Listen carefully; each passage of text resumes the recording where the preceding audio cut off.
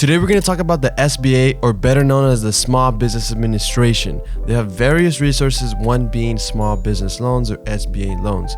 If you're a small business owner, you want to start a business, or you just have an idea of, I want to start this business, this is a great workshop for you because this is going to be a great way to learn, an introduction to learn how to get access to capital as a business owner.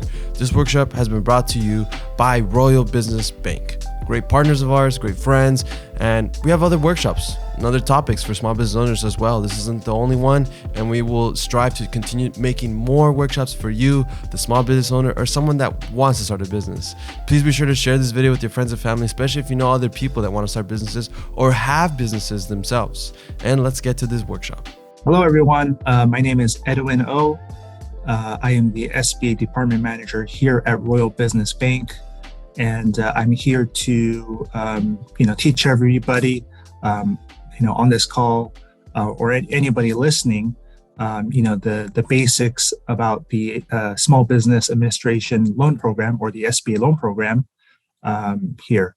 So let me just dive right in and give you a brief background about SBA and the SBA loan programs that are available. So I guess first off, what is the Small Business Administration? Well, it is a branch of the U.S. government that was established in 1953, and it's a federal government agency created for the purpose of providing support to entrepreneurs and small business owners out there. And so they're involved in providing capital support, economic support, support on the local level, all throughout the United States. The SBA loans are primarily made through banks, credit unions, and other lenders who partner with the SBA. So the SBA loans are not made directly by the Small Business Administration, but through the local community banks and credit unions out there. And the spirit of the SBA loan program is to basically provide, credit or financing not available elsewhere to eligible small businesses in the United States, and thereby creating new and sustaining job opportunities and growth in the economy. The SBA has designed and operated various small business loan programs, including the two primary programs, which are basically the SBA 7A loan program and the SBA 504 loan program. The SBA 7A program is SBA's flagship loan program, offering a broad spectrum of business loan purposes, while the SBA 504 provides a fixed asset financing program designed specifically for purchasing or refinancing of real estate or other large equipment. And so we'll get into primarily those two programs. And here there are basically two different types of SBA loan program, where one is designated PLP, or Preferred Lending Partner, and the other is GP, or General Partner. And so basically what this refers to is the SBA review process and approval process, where if a lender is a preferred lending partner, they've closed enough transaction to satisfy SBA's review process and understands the SBA rules. The PLP designation provides the bank with what is known as delegated authority to approve SBA loans without SBA's full review. Now, this is a significantly faster process compared to the general partner or GP loan approval, which can save up to 30 days on loan approvals. Now, most banks and lenders out there will have this designated, designation of preferred lending partner. And the other is general partner, which is open to most lending organizations or banks out there requesting for SBA guarantee on a loan. Loan packages are prepared and submitted to the SBA Loan Center for review and approval. But the pitfall of that is that there can be longer approval times and potential declines from the SBA. Now, Royal Business Bank is a preferred lending partner with the SBA, and we can approve SBA loans in-house for faster processing time and approval. Now, I wanted to get into what are the eligible loan proceeds under the SBA 7A loan program, and what can borrowers use loan proceeds or loan funds for. And we have here a list of loan proceeds that can be used towards various things such as business acquisition or partner buyouts. So if you're looking to acquire a business, if you're looking to acquire a restaurant, a liquor store, an SBA 7A loan program allows you to do that. The next use of proceed is purchasing and installation of fixed assets such as equipment, furniture and fixtures, and machinery.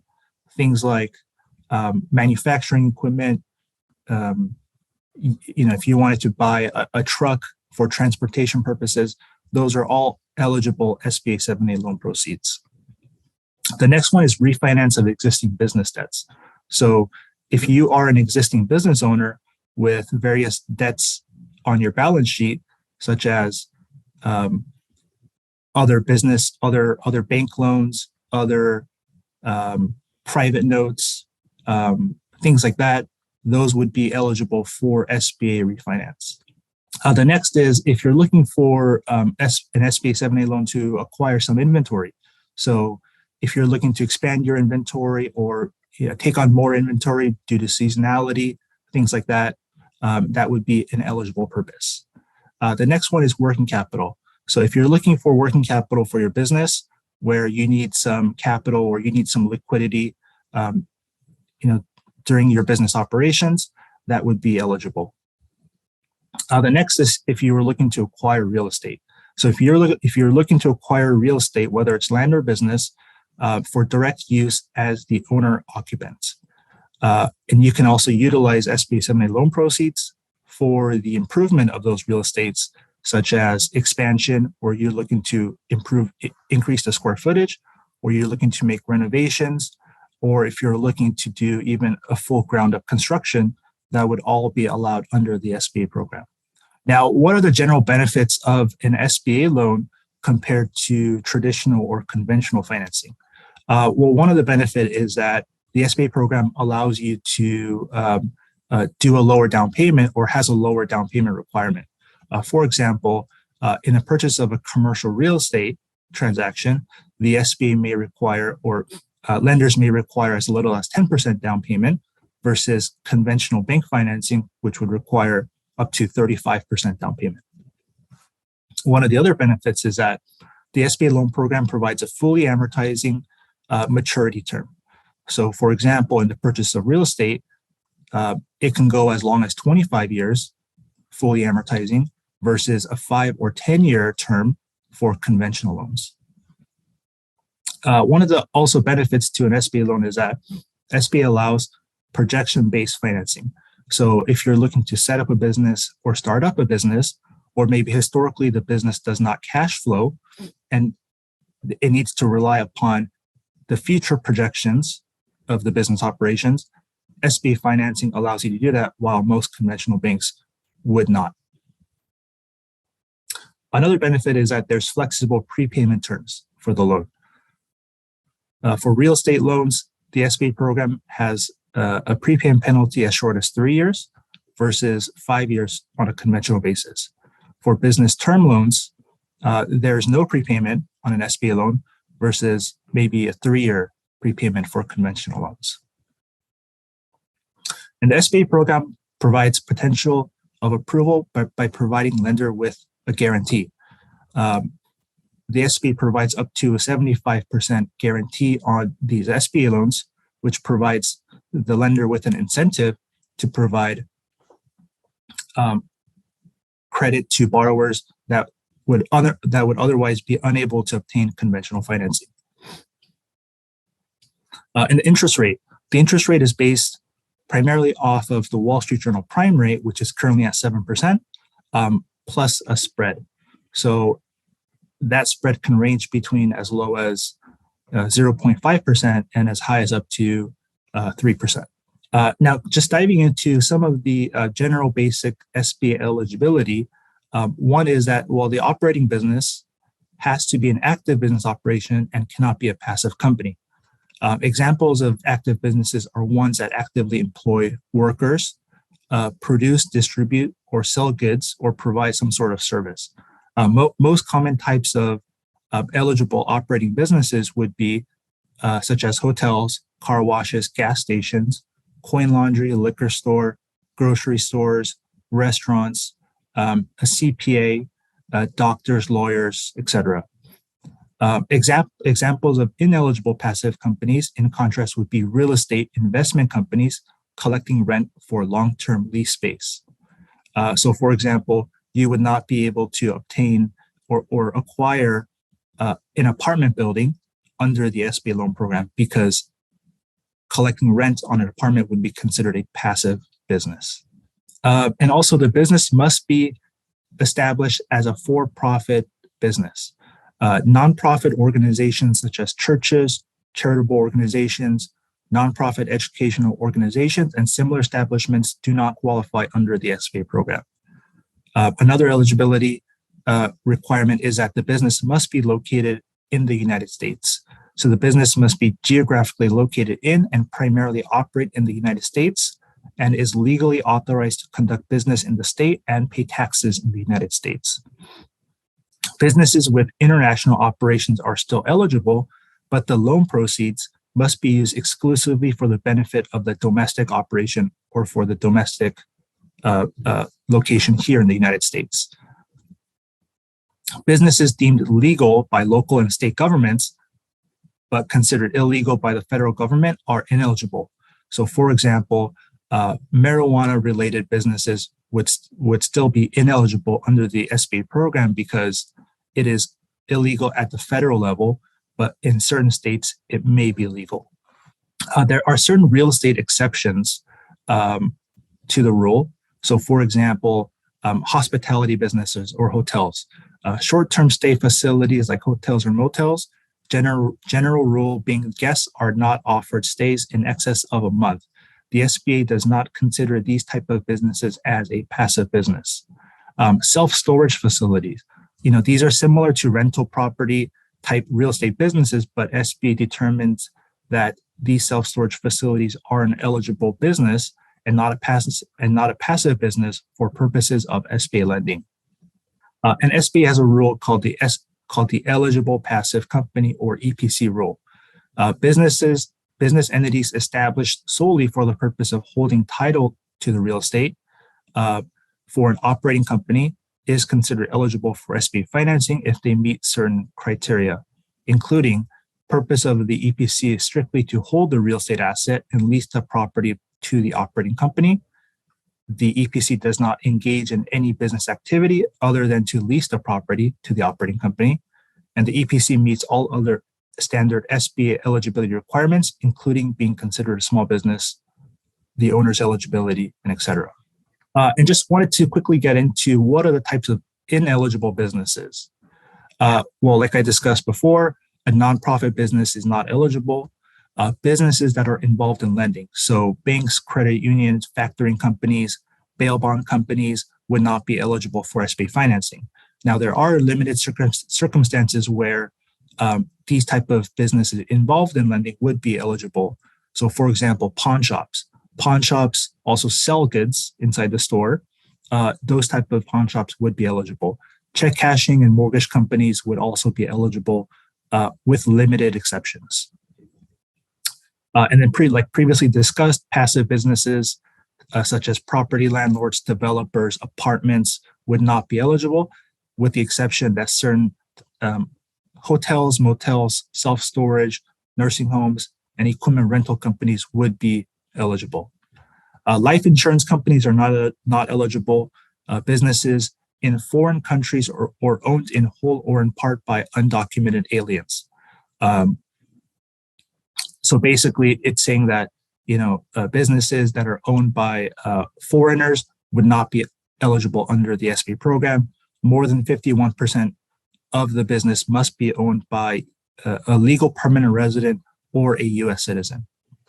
Businesses selling through pyramid schemes are not eligible, and businesses engaged in legal gambling activities are not eligible, with the exception that a business derives less than 1/3 of the revenue from state lottery sales. And then, like previously discussed, businesses engaged in illegal activity, such as marijuana, are not eligible under the SBA program. And also indirect marijuana businesses, such as those that provide growing equipment, testing, and even retailers of pipes and bongs intended primarily for marijuana use are considered ineligible. Businesses that restrict patronage or have discriminatory hiring practices.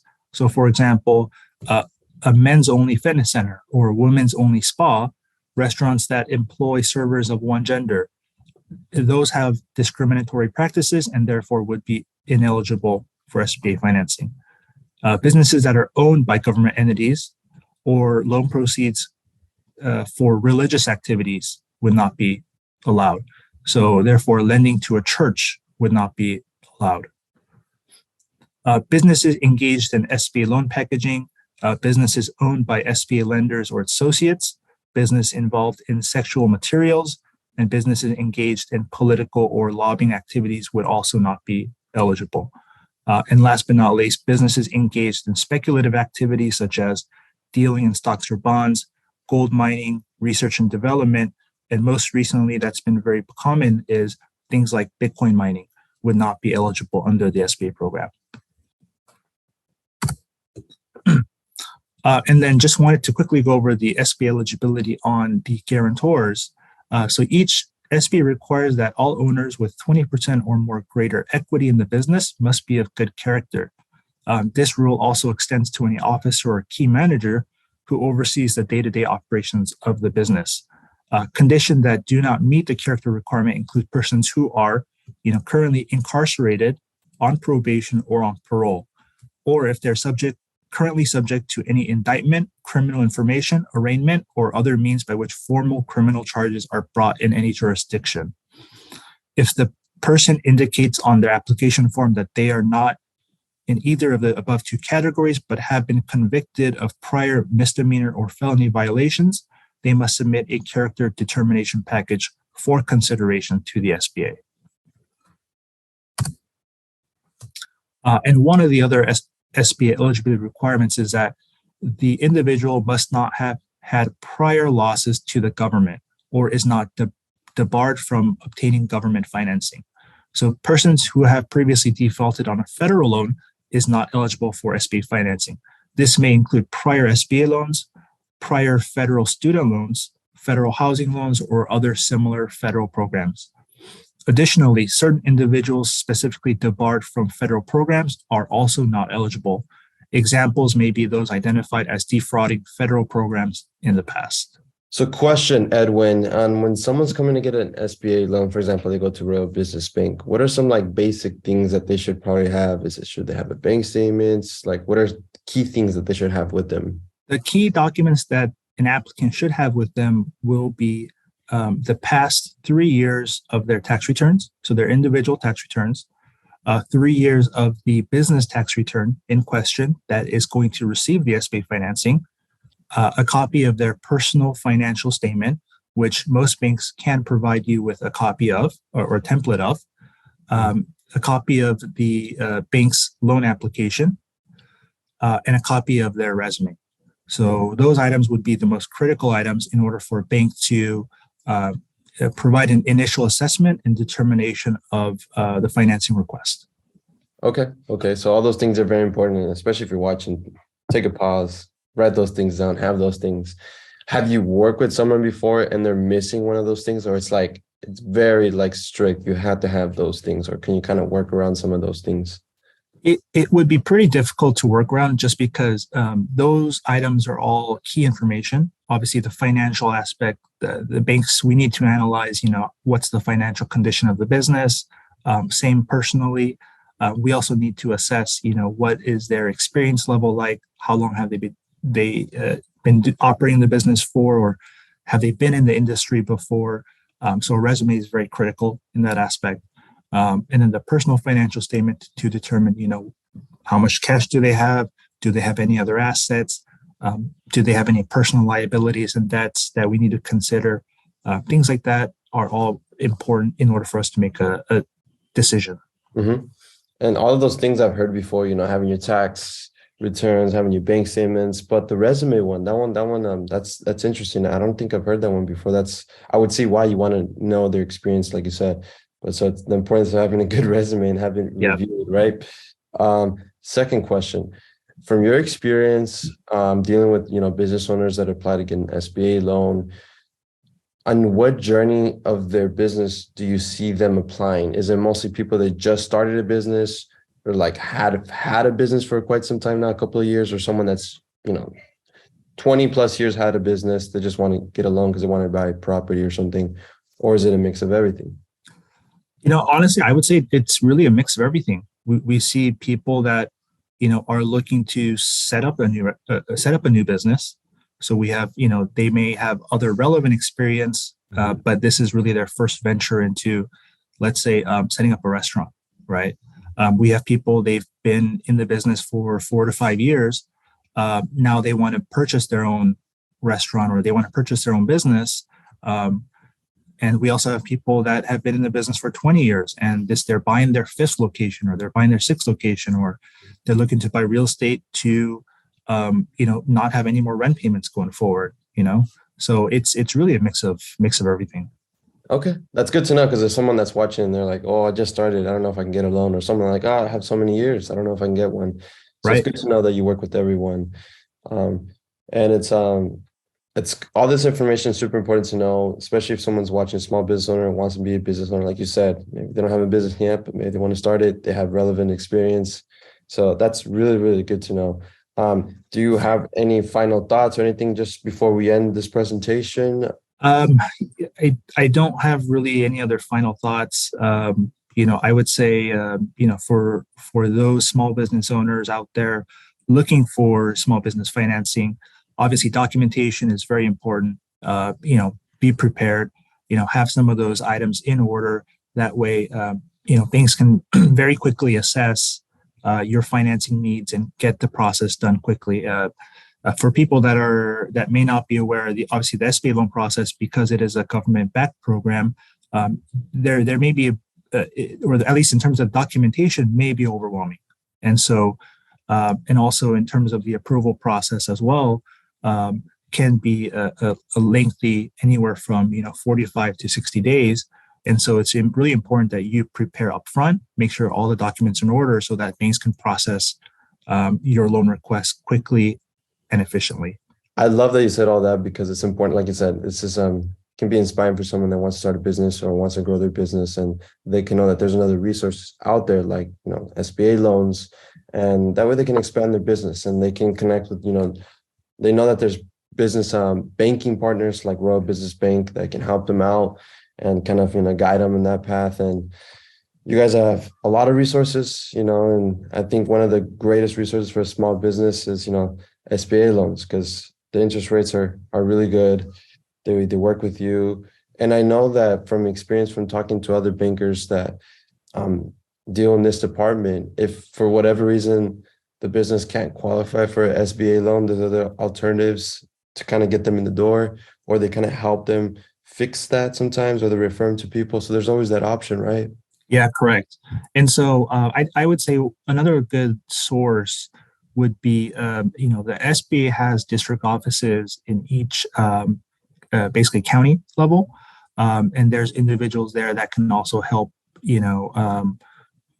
providing help in terms of preparing the documents, or even providing resources on how to obtain SBA loans if maybe their local bank wasn't able to help them out, right? So they're a really good resource, I think, for potential new small business owners. Yeah. Thank you so much, Edwin. Thank you so much.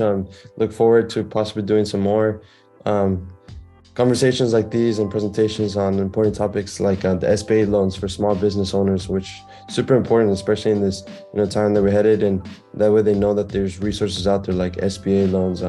Thank you again so much for the workshop. If anyone that's watching has any questions or anything, leave them down in the comment section below. Reach out to us, email us. Feel free to reach out to me if you want to get connected with Edwin or someone at their bank, or want to know more about SBA loans. But I'll leave you with that. Please be sure to share this video, share with your friends and family, especially if you know someone that has a business or wants to start a business. And thank you again, and we'll see you in the next workshop. Thank you, everyone. Thank you.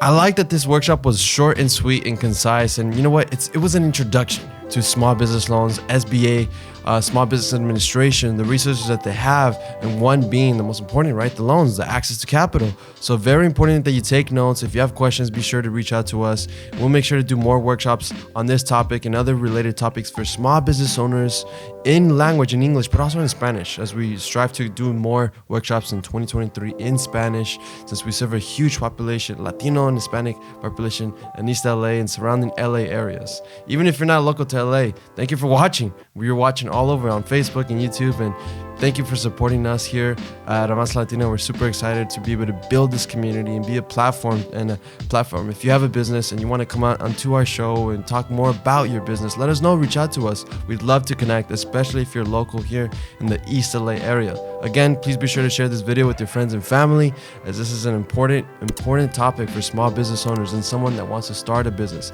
getting access to capital. And again, thank you to our partners and our friends over at Royal Business Bank. And please stay tuned for the next workshop. Thank you.